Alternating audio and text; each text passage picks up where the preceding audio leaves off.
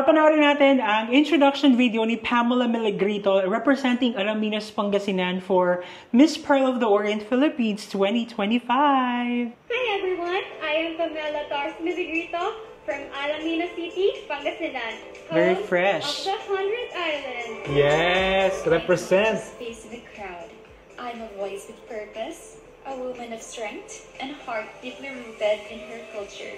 A business owner, a queen with a cause, and an advocate for fair compensation to our hardworking farmers. Ganda. I embrace life with fearless Medyo curiosity. siya na From discovering very hidden young, niches, fresh. to soaring through the skies on a zip line, to learning from the stories of my people.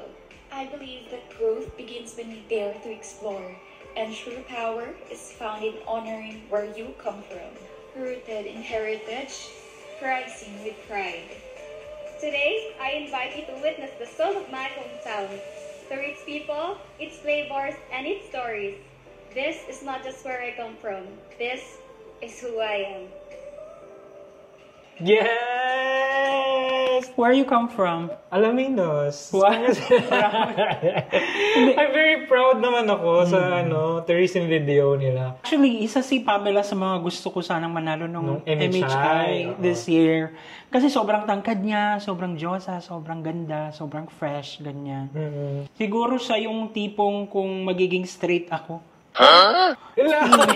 Karing nga, pero ganda niya.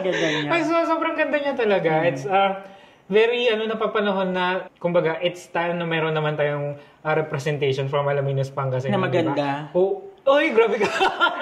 Hindi, I mean, di ba, ang dami nating napapala tourism videos, ganyan, sa mga iba't ibang, kumbaga, platform, ganyan. Wala masyadong representation ng Alaminos, Pangasinan. So, sa national stage. National stage.